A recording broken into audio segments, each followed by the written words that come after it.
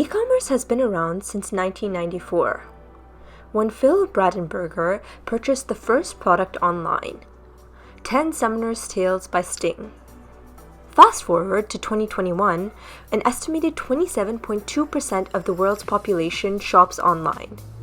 In today's video, we are going over what e-commerce is, types of e-commerce, as well as whether it is still a viable business option post the pandemic.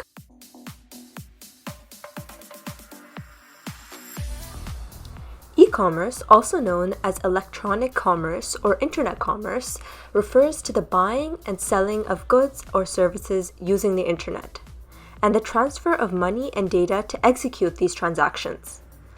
E-commerce is often used to refer to the sale of physical products online, but it can also describe any kind of commercial transaction that is facilitated through the internet. Whereas e-business refers to all aspects of operating an online business, e-commerce refers specifically to the transaction of goods and services. E-commerce has evolved to make products easier to discover and purchase through online retailers and marketplace. Independent freelancers, small businesses, and large corporations have all benefited from e-commerce, which enables them to sell their goods and services at a scale that was not possible with a traditional offline retail. There are 4 main types of e-commerce models that can describe almost every transaction that takes place between consumers and businesses. The first type is business to commerce, or B2C. When a business sells a good or service to an individual customer, you buy a pair of shoes from an online retailer. This is very common. The second type of business model is business to business, B2B. When a business sells a good or service to another business, for example, a business sells software as a service for other businesses to use. Number 3 is consumer to consumer, C2C. When a consumer sells a good or service to another consumer, you sell your old furniture on eBay to another consumer. The last type of e-commerce is consumer to business. When a consumer sells their own products or services to a business or organization, for example, an influencer offers exposure to their online audience in exchange for a fee, or a photographer licensed their photo for a business to use. As the pandemic peaked and stores closed their doors, e-commerce accelerated in growth to become a steady crutch for businesses to lean on during unprecedented times. Global e-commerce sales rose to $26.7 trillion in 2020, which is equivalent to 19% of all retail sales. But while this recent success of e-commerce is clear, one question still lingers. Is the online market set to remain a viable option, or will the high street make a post-COVID comeback? E-commerce is a complex and broad industry with many benefits and risks that require careful consideration. This last year has also put e-commerce on trial, for which it has passed with flying colors. It has shown how the internet is capable of responding quickly to the void left behind by the high street, and it demonstrates a robust and convenient nature that has the foundation to become the most popular way people shop in the future. While e-commerce has certainly earned its stripes over the pandemic, there's a sense that people are keen to get back to normal in a post-COVID world that could threaten e-commerce as a viable business option.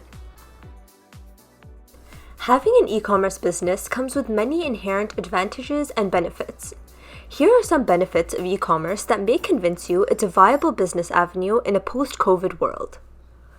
The first benefit is that e-commerce provides a 24/7 sales channel. Unlike high street stores, the doors of your e-commerce website never close.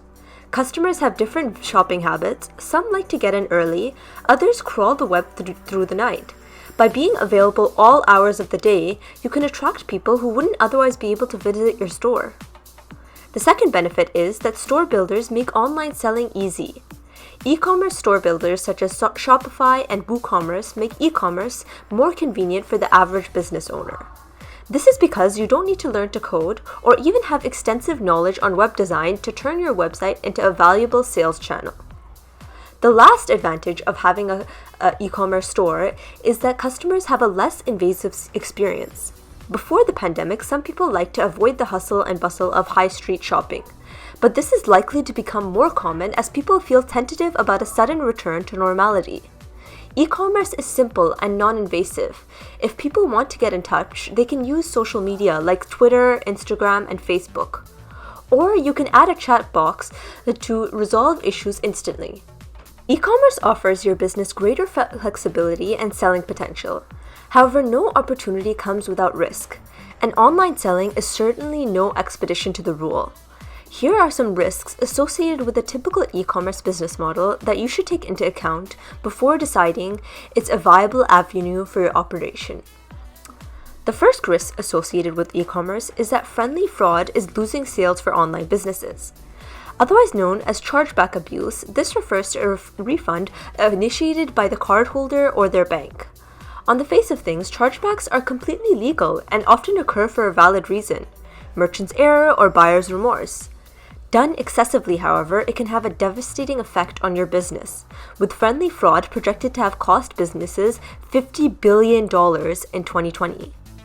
The second risk associated with e-commerce is that customers cannot try products before they buy it. Augmented reality software is one thing, but it may never quite beat going into a store to try on something before you buy it. In its current form, e-commerce simply isn't interactive enough, which can put off many prospective buyers from looking at your products or services. The last risk associated with e-commerce is that e-commerce is highly competitive and tough to get right. There are 576,000 new websites created daily. This is a staggering number that underpins the difficulty your business faces to be visible in the SERPs. Purchasing Google Ads is one way to stand out amongst your competitors. But to truly increase traffic, you'll need to invest time and effort into growing your online presence organically with search engine optimization. Despite the rapid growth of e-commerce and the decline experienced on the high street, physical retail remains more popular than its digital counterpart. But for how long? The pandemic handed e-commerce a big boost in growth, though this industry has been trending in an upward direction for a long time now. There's lots of potential in e-commerce, and we haven't even scratched the surface yet. E-commerce offers your business a sense of flexibility and outreach the high street simply cannot match. But it's not without risk. The digital market is a competitive environment that forces you to work hard just to be seen.